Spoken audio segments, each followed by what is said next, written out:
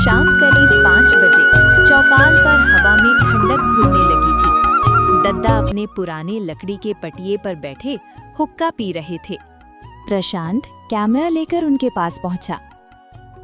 नमस्ते दद्दा, वीडियो बना रहा हूँ गांव के लोगों की कहानी पर। आपकी एक इंटरव्यू ले सकता हूँ? ए बेटा, हमार का इंटरव्यू ले भेजो। हमार जिंदगी में का बचा है बताइयोगे? प्रशांत, दद्दा, आप गांव में सबके प्रिय हो। आपकी कहानी लोग सुनना चाहेंगे। हमारी कहानी से का फायदा होगा रे? आजकल कौन सुनत है दूसरों की परेशानियां? लोग सीखेंगे दद्दा, सच में आपकी बातें वायरल हो सकती हैं। दद्दा हंस पड़े। वायरल? अरे हम तो सोचत थे वायरल बस बुखार हुई है। प्रशांत भी हंस पड़ा। प्रशांत ने कैमरा सेट किया। दद्दा चारपाई पर बैठे थे। हवा धीरे धीरे चल रही थी। दद्दा, आप सुबह से शाम तक लोगों की मदद करते हो, आपको क्या मिलता है इससे? बेटा, मदद के बदले मदद ना मांगनी चाहिए। काम करब, दिल खुश हुई, इस सबसे बड़ा इनाम है। आपके अपने परिवार वाले कहाँ रहते हैं? दद्दा का चेहरा अचानक थोड़ा सुस्त पड़ा। परिवार?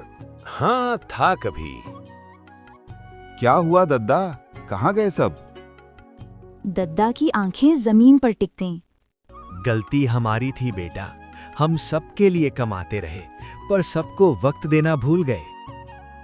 मतलब ये कि हम पैसा जोड़ते रहें, रिश्ते टूटते रहें, और जब होश आया तो सब हाथ से फिसल गए। प्रशांत चुप हो गया। प्रशांत ने वीडियो रात को एडिट किया और सोशल मीडिया पर अपलोड किया। वीडियो में दद्दा की आवाज और उनकी आंखों की सच्चाई ने लोगों का दिल जीत लिया। 24 घंटे में 2 लाख व्यू, 60,000 शेयर, गांव-गांव में चर्चा। बाहर के लोग भी गांव आने लगे दद्दा को सुनने। गांव का माहौल बदल गया। गांव की औरतें कुएं पर बातें कर रही थीं। पुरुष चाय की दुकान पर चर्चा में लगे थे। बच्चे दद्दा दद्दा कह रहे थे। रामलाल, हमको तो पता ही ना था कि दद्दा इतना दुख झेले हैं। अरे, इतने बड़े आदमी होके भी इतना सरल, भगवान जैसा दिल। दद्दा तो हीरो बनने। दद्दा बस मुस्कुराते रहे। हीरो का हुई, हम तो बस दद्दा हुई। वीडियो वायरल होने के बाद प्रशांत को दद्दा के शब्द बार-बार सोच में डाल रहे थे। हम पैसा जोड़त रहे, रिश्ते टूटत रहे, सब हाथ से फिसल गए। क्या सच में दद्दा केवल एक साधारण बूढ़े इंसान थे, या उनके अतीत में कोई गहरी कहानी थी? उसने दद्दा से गहराई में बात करने की ठानी। दद्दा, एक बात पूछूं, लेकिन बुरा मत मानना।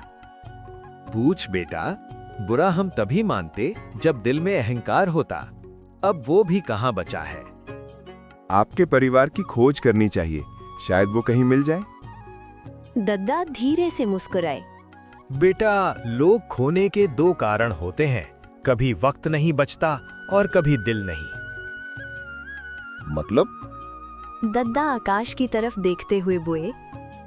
कभी कभी घर वाले छोड़कर जाते नहीं, हम खुद ही उन्हें छोड़ देते हैं, बिना एहसास के। प्रशांत के दिल पर जैसे किसी ने हाथ रख दिया हो। दद्दा एक छोटे से मिट्टी के घर में अकेले रहते थे। अंदर एक पुरानी खाट, एक टूटता हुआ दीपक और दीवार पर टंगी एक ही चीज, एक धुंधली पुरानी फोटो जिसमें एक महिला और 2 छोटे बच्चे थे। प्रशांत ने वो फोटो पहली बार देखी। प्रशांत, दद्दा, ये कौन है फोटो में? दद्दा कुछ देर तक चुप। हमरा परिवार। आपने कभी हमें बताया क्यों नहीं? काहे कि अपनापन तभी अच्छा लगत है जब सामने वाला आपको अपनाए। अभी लोग कहाँ हैं पता नहीं। बस भगवान से रोज दुआ करता हूँ कि खुश रहें। आपके बेटे और बेटी क्या करते थे? दद्दा ने फोटो को ध्यान से देखने लगे। बेटा बहुत तेज था, पढ़ाई में आगे था। बेटी बहुत प्यारी थी, गुड्डे गुड़ियों से खेलती रहती थी। फिर उन्हें क्या हुआ दद्दा? घर क्यों छोड़ दिया उन्होंने? दद्दा की आंखें भर आई। काहे कि घर में बाप तो था, पर बाप का प्यार न था। प्रशांत चौंक गया।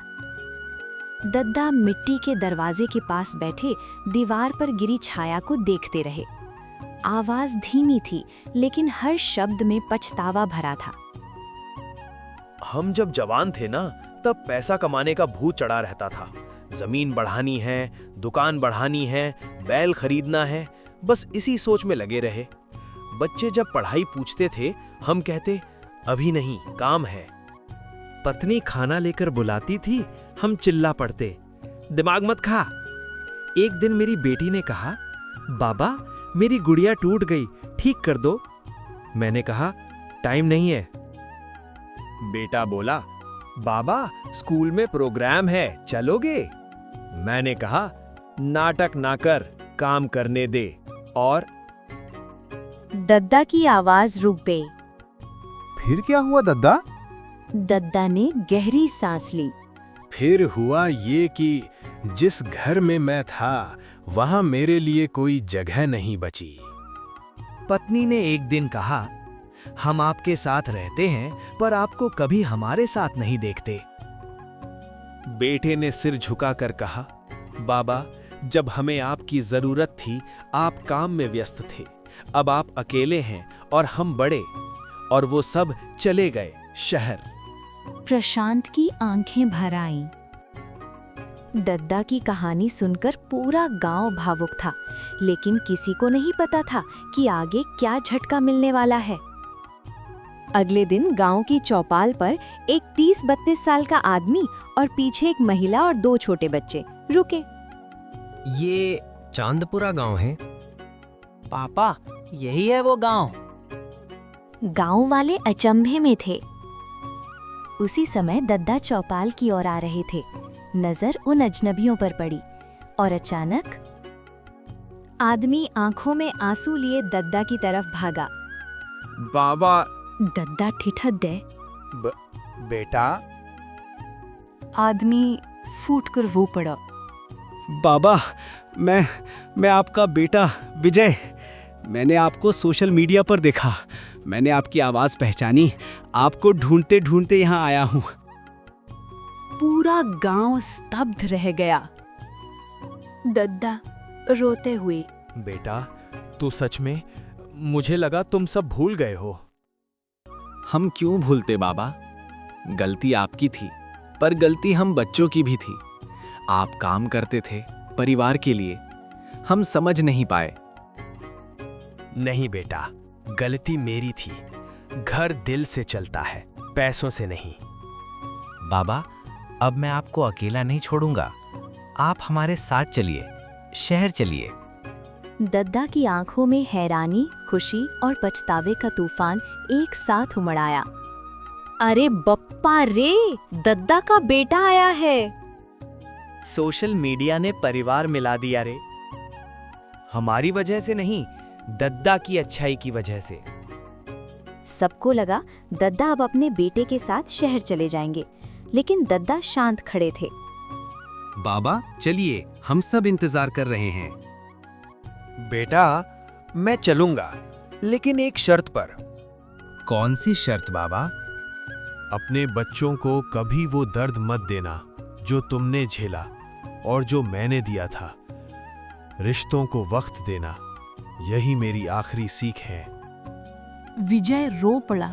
वादा है बाबा, अब से परिवार पहले, बाकी सब बाद में।